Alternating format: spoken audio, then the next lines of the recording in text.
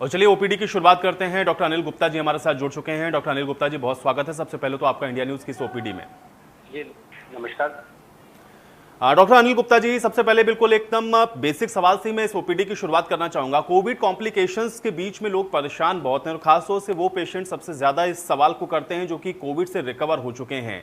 आमतौर पर रिकवर्ड हुए पेशेंट जो हैं उनको किस प्रकार का ख्याल रखना चाहिए और एक होम्योपैथिक डॉक्टर होने के नाते आप उनको क्या सजेस्ट कर सकते हैं? मैं चाहूंगा कि सबसे पहले आप इस बात को बताएं। जी, पहले तो ये है कि जो कोविड से रिकवर किए हैं तो वो अपने को ये ध्यान रखें कि अपनी इम्यूनिटी को स्ट्रांग रखें। इम्यूनिटी को स्ट्रांग रखने के लिए उनको क्या रखना है, जैसे अभी मौसम बदल रहा है तो जो मौसम बदल रहा है इसमें सर्दी जुकाम होने के चांसेस बड़े कॉमन हो रहे हैं चेंज ऑफ वेदर से। तो अपने को चेंज ऑफ वेदर से बिल्कुल अपने को बचा के रखना है। दूसरे, जो पानी इस्तेमाल करें वो ठंडा, बिल्कुल फ्रिज का पानी तो कतई ना करें, गुनगुना पानी इस्तेमाल करें। अपने खाने को में न्यूट्रिशियस चीजें लीजिए, जैसे विटामिन सी से रिच खाना, जो अपने सोर्स वाली, जैसे आपका नींबू है, संतरा है, ये इस तरीके के मौसमी फल लीजिए। उसके अलावा प्रोटीन बढ़ा के अपने उसमें चीजों में लीजिए, जैसे आपका दाल है, चना है, मटर है, जो भी जिस तरीके के अलग तरीके, या अगर नॉन वेजिटेरियन है तो आप एग ले सकते हैं और अपना ये मीट और फिश ले सकते हैं। तो इस तरीके का अपने खान पान का विशेष ध्यान रखें और अपने को किसी भी तरीके से बीमार ना होने दे, खासकर सर्दी जुकाम से। एक ये चीज हो गई। दूसरी चीज है कि रेगुलर आप योग और प्राणायाम का जो है अपनी मदद लीजिए और खुले में अपना जो है एक्सरसाइज जरूर करिए। अपने मानसिक और शारीरिक, जिसे कहते हैं स्वास्थ्य पे अपना विशेष ध्यान दीजिए। उसके अलावा अगर आपको किसी भी तरीके की इस मौसम में सर्दी जुकाम से संबंधित कोई भी दिक्कत आती है या आपको कोविड से संबंधित कोई कॉम्प्लिकेशन, मान लीजिए खांसी आपको आ रही है, आपको लगातार लेथार्जीनेस बना हुआ है, फीवर बना हुआ है, और या आपको कुछ इस तरीके के अस्थमा टाइप की कुछ दिक्कत बनी हुई है, तो आप एक होम्योपैथिक फिजिशियन को कंसल्ट करें। उसमें लक्षणों के आधार पे बहुत सी दवाइयां उपलब्ध है जिनको आप लेते हैं, पेशेंट लेते हैं तो उनको आसानी से सफलता मिलती है। डॉक्टर अनिल गुप्ता जी, खासतौर से अभी हम लोग देख रहे हैं क्योंकि केसेस तो जरूर कम हुए हैं लेकिन अभी भी कोविड का जो खतरा है लगातार बरकरार है। स्वास्थ्य मंत्रालय भी इसको लेकर के अलर्ट कर चुका है। लोगों को आप इस समय क्या सजेस्ट करना चाहेंगे, खासतौर से वो लोग जो कि अब इसको बहुत लाइटली लेने लगे हैं, बाहर निकल रहे हैं, मास्क का इस्तेमाल नहीं करते हैं, सोशल डिस्टेंसिंग का पालन नहीं करते हैं? ऐसे लोगों के लिए एक डॉक्टर होने के नाते आप उनको क्या एडवाइस करेंगे? मैं एक ही उनको सलाह दूंगा। मैं एक छोटा सा उनको एक परिदृश्य उनके दिमाग में जो है फिर से मैं जगाऊंगा। पहली लहर का हर किसी को याद है, पहली लहर के जाने के बाद लोगों ने कैसे सारे कोविड के प्रोटोकॉल को कैसे भुला दिया। जो उस समय कोई पर्टिकुलर टाइम में जो डर की वजह से, कोविड की बचाव के लोगों को डर की वजह से एक जो लोगों ने कोविड प्रोटोकॉल को यूज करना शुरू कर दिया था, उसके जैसे ही वो लहर पहली वाली खत्म हुई, लोगों ने एकदम से जैसे गधे के सिंह से सिंह की तरह लोगों ने उसे गायब कर दिया। अब क्या हुआ, लोग भीड़ में जाने लगे, लोग पार्टीज में जाने लगे, लोग घूमने टहलने भी जाने लगे और मास्क को एकदम से किनारे कर दिया, हाथ भी मिलाने लगे, लोगों से गैदरिंग भी करने लगे। उस सब की वजह से ये दूसरी लहर आई है और दूसरी लहर क्या भयावहता रही और हमने, आपने, सबने, किसी ने अपने को खोया है या उससे तिल तिल के जूझते हुए देखा है। तो मैं इस भयावहता को लोगों को फिर से जगाना चाहता हूँ, दिखाना चाहता हूँ। ये परिदृश्य कभी भी अपने आंखों से आप ओझल न होने दीजिए और इस परिदृश्य को बनाए रखिए। इससे डरिए नहीं लेकिन सतर्क रहिए। लगातार अभी भी भीड़ में कतई नहीं जाइए, हाथ को बार बार साबुन से धोइए, सैनिटाइजर का इस्तेमाल करिए, खांसते छींकते वक्त जो है टिश्यू पेपर का इस्तेमाल करिए, उसको सही से डिस्पोज करिए, हाथ कतई न मिलाइए, गले कतई न मिलिए, पैर छूने में भी अगर आप पैर छूना पड़े दूर से आप पैर छूइए। ये सब चीजों का विशेष आप ध्यान रखिए, नहीं तो तीसरी लहर, जो अभी वैज्ञानिक लोग अंदाज लगा रहे कि तीसरी लहर आने को है और वो हो सकता है इससे भी बुरी लहर हो, तो वो लहर जो भी आए जाए, लेकिन हम आप कोविड के प्रोटोकॉल को बिल्कुल अपने जीवन में आत्मसात कर ले। अगर उसका हम पूरी तरीके से फॉलो करते रहेंगे तो तीसरी लहर शायद न भी आए और आए भी तो हमारा आपका कुछ भी न बिगड़ पाए।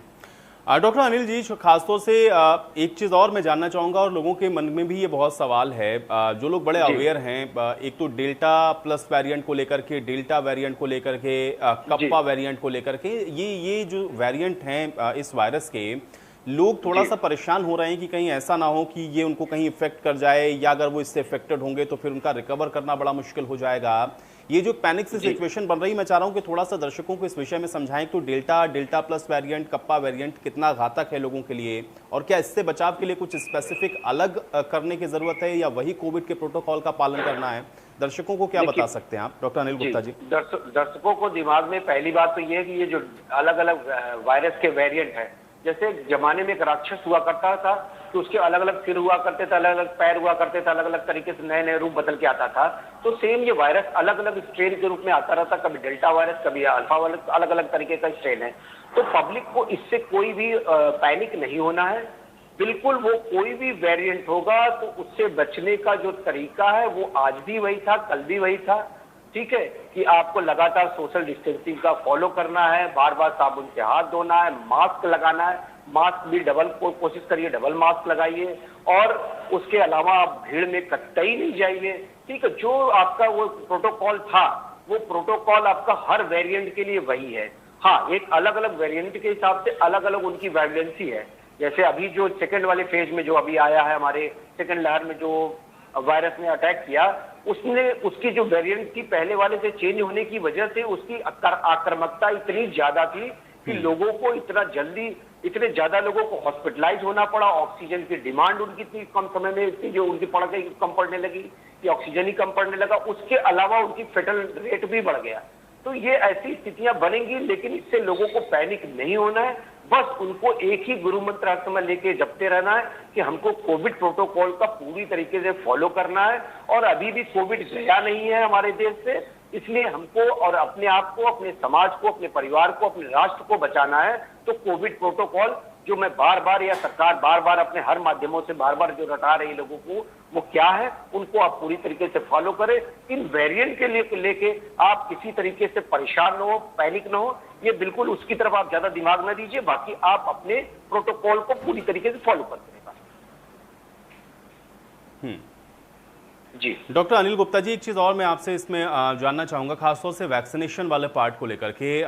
लोगों का ये बड़ा एक जनरल सा क्वेश्चन रहता है कि वैक्सीनेट तो अब हालांकि लोग करवाने अपने आप को जा रहे हैं, लेकिन ख्याल किस बात का रखना है, और क्या अगर कोई ऐसा कॉम्प्लिकेशन जो उनको पहले से है तो क्या वो उस बात को ध्यान में रखते हुए अपने आप को वैक्सीनेट कराएं या फिर ना कराएं? क्या ख्याल रखना है अपने आप को वैक्सीनेशन या वैक्सीनेट करवाने से पहले, ये भी लोग जानना चाह रहे हैं।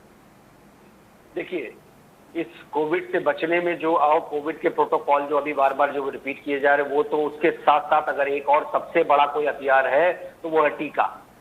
वो हम अब इसके लिए धन्यवाद देंगे अपने वैज्ञानिकों का कि इतने कम समय पे और इतने कम समय के अंदर इतनी भयानक बीमारी का इतना टीका इतना जल्दी इन्होंने इजाद किया, और इतना ज्यादा इफेक्टिव टीका इजाद किया, और कई उसके जो है टीके आए मार्केट में जो अच्छी तरीके से वर्क भी कर रहे हैं। अब आती है बात कि क्या टीका से लोगों को किस तरीके से जो है, टीका के पहले क्या क्या उनको प्रिकॉशन लेना चाहिए और टीका के बाद क्या क्या प्रिकॉशन लेना चाहिए। ठीक है, तो टीका के पहले उनको अपने खान पान में जो है अब थोड़ा सा पौष्टिक चीजें वगैरह ले, और टीका के लिए कोई ऐसा कोई, जैसे अगर वो लैक्टेटिंग मदर है या उसके पेट प्रेग्नेंट मदर है या उनको कैंसर है या किसी भी तरीके की कोई भी बीमारी है ना, 18 प्लस के उम्र के आप हैं तो आप बेहिचक जाइए, टीका लगवाइए। टीका से आपको कोई भी दिक्कत नहीं होगी।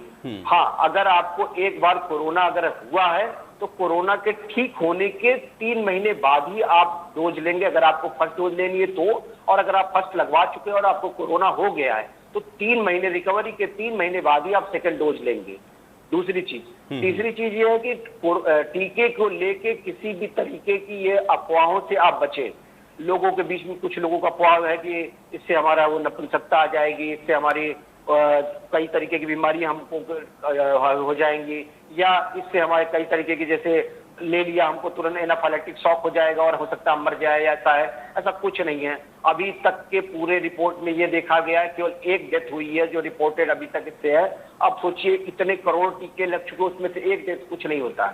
हाँ, लोगों को ये चीज जरूर जानना चाहिए कि टीका लगने के बाद 5 से 10% लोगों को बुखार आता है, जो एक सिंपल सा बुखार होता है। आप उस बुखार को ऐसे तुलना कर सकते हैं, जब आप अपने बच्चों को, छोटे बच्चों को टीका लगवाने के लिए, रूटीन के इम्यूनाइजेशन के लिए टीकाकरण केंद्र में जाते हैं, तो टीका लगने के बाद जो टीका लगाने वाली जो बहन जी होती है वो ये कहती है कि आप अगर बच्चे को बुखार आए तो ये पैरासीटामोल की ये इतनी सिरप की डोज दे दीजिएगा बस, और अगर वो आती है तो, नहीं आती तो कोई बात ही नहीं। तो सेम इस टीके के साथ भी है। अगर आपको बाई द वे किसी को 5 से 10% लोगों को फीवर आता है तो वो फीवर का टैबलेट ले ले, 1 से 2 दिन में वो फीवर खत्म हो जाता है, किसी भी तरीके का कोई भी कॉम्प्लिकेशन नहीं होता। एक ही हो गया। टीका लगवाने के बाद ये अपने आप को न समझे कि मैं सुपरमैन हो गया कि मुझे अब कोरोना छू के जा नहीं सकता।